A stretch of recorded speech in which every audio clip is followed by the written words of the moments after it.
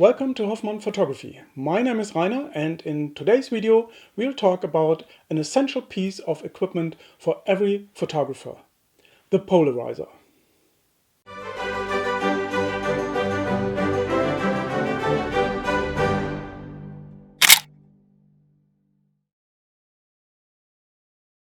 In digital photography, most of the classic filters for film photography are no longer useful.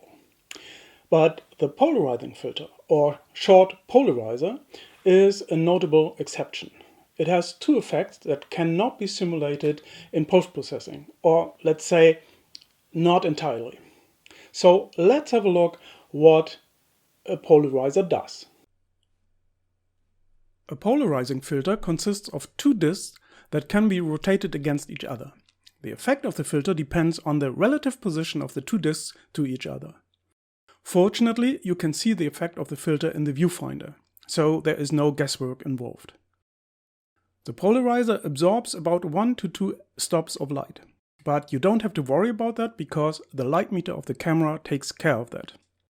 With SLR cameras, however, the viewfinder image will be somewhat darker with a polarizer on the lens.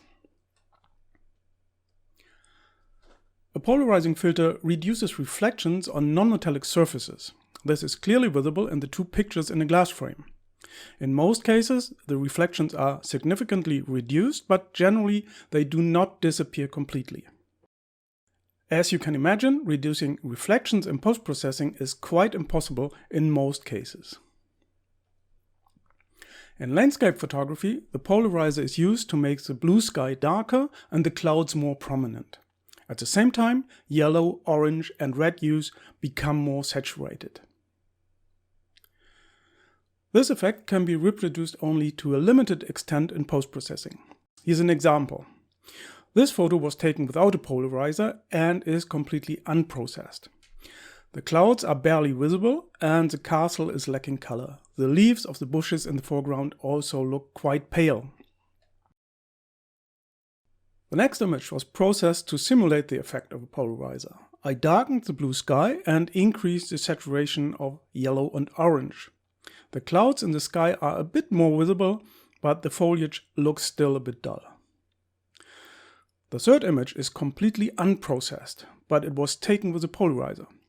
The clouds are now clearly visible, the castle seems to glow in the warm afternoon light, and the leaves are a rich green because the reflections have been minimized. Overall, this image looks much better than the other two.